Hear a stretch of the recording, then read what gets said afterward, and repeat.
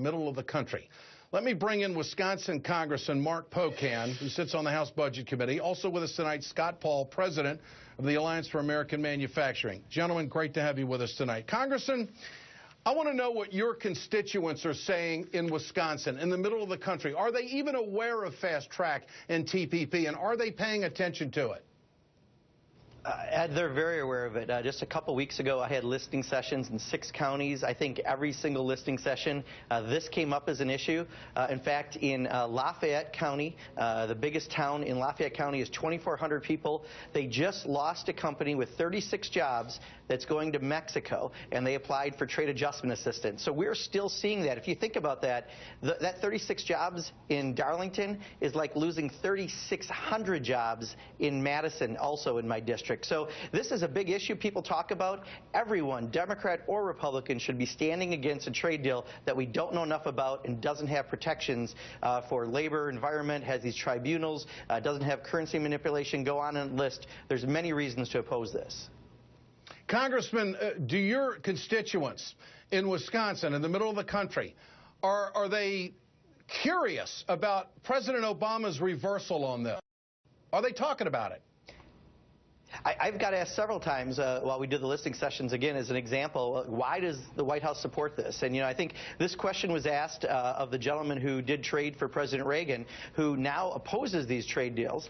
He said everything they were promised back then didn't come to fruition, and now he thinks this is a bad route for America. And his analysis was that the White House, no matter who's president, often looks at this for geopolitical reasons. You know, we have allies in a region, and how do you give something to your allies in a region, especially where China is such a dominant economic force? The problem is that ignores what I care about most, which is that we're going to lose more jobs here in the United States, and we're going to have wages depressed right here at home. To me, that is exactly what happens every time we have a trade deal that doesn't have the proper protections, and that's why anyone should oppose the Trans-Pacific Partnership if it doesn't have those things, and I can tell you it doesn't right now. You know, this isn't about playing political favorites. I want the audience watching the Ed Show tonight to know this isn't about Bernie Sanders. It's not about Hillary Clinton. It's not about President Obama.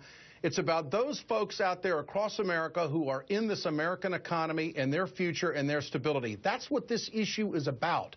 It's not about choosing up sides. This is an issue. And it's not a cheap shot, nor is it negative to step up and say, okay, where does this candidate stand on something that is going to be so huge to our global economy? Where is America going with this? Now, Scott Paul, you have recently written an op-ed, and you wrote about President Obama. When he was a senator running for the White House, President Obama, Barack Obama, said that he'd get tough on currency. But now with an opportunity to do something about it as president, he's changed his tune. What do you make of that, Mr. Paul?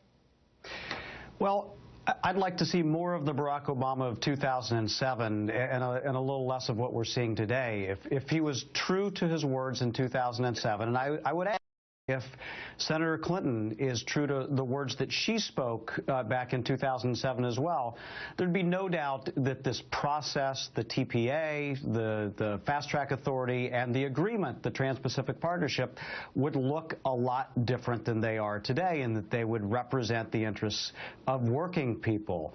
The challenge has been that, and I think Representative Pocan pointed this out, that this has become about geopolitics. I think that's a flawed argument. It's become about Wall Street, and it's losing touch with working people across America. And I would just add that the clarity is simple to happen. I mean, Rick Santorum, who announced for president yesterday, penned an op-ed in March calling for dealing with currency manipulation and trade deals very specifically.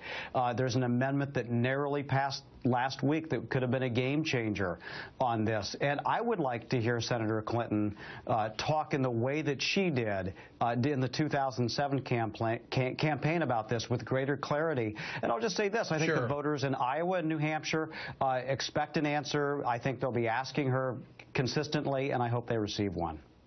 Well, the Clinton campaign, I'm getting a sense that they want this vote in the House to take place ASAP so they could say, well, it's already passed and this is the way it is, so we'll have to deal with it moving forward.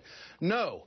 I mean, this is not a slam dunk in the House right now. And, Congressman, the votes aren't there right now. This is a huge vacation, or should I say working vacation or recess that the Congress is taking right now because they're getting input from folks back home, and this is building. The votes aren't there, or are they, Congressman?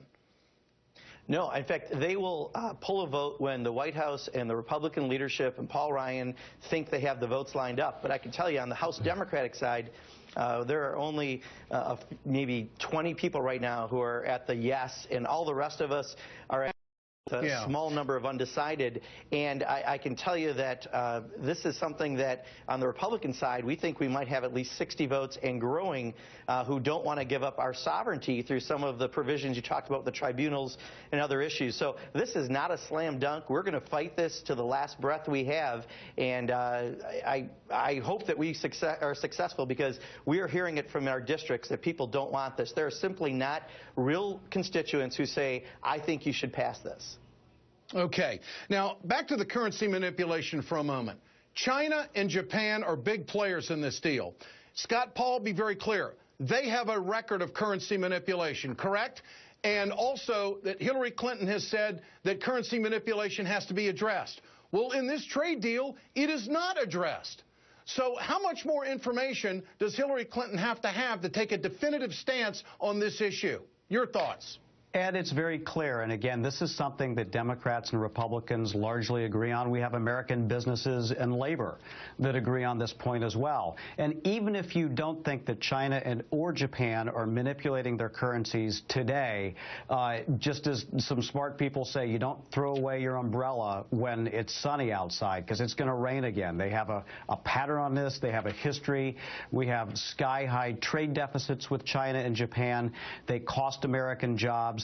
All across Wisconsin and Iowa and New Hampshire, there are factories that have shuttered from these unfair trade practices. And if we truly want a trade agreement that represents 21st century interests and the interests of working people, it's got to deal with currency manipulation. Right now, in this country, if you're a hardworking business, if you're a worker, and through no fault of your own, you lose your job because of an unfair trade practice like currency manipulation, you have absolutely no recourse. It just happens. That's why we need to do this in trade deals. And I would love to hear President Obama change his position on this back to what it was in 2007. More importantly, I think it's important for Senator Clinton to speak out on this very forcefully and also very specifically about what she expects. Okay. Congressman Mark Pocan, Scott Paul, President of Alliance for American Manufacturing. Great to have both of you with us tonight. You know, folks, this is what a campaign is about, to take a tough issue. And yes, it is a hard choice. But there are absolutes. American jobs and the American economy is going to be injured if we go down this road. And if history be your guide, there's not one trade agreement that this country can turn to, even under the Obama years, that can say that it hasn't added to our trade deficit. And that's American jobs. Remember to answer tonight's question at pulse.msnbc.com/ed. We'll have the results right after this break. Follow us on Facebook, and you can watch my Facebook feature, Give Me a Minute. And, of course, you can get my video podcast at WeGotEd.com. Coming up, another Republican throws his hat into the race.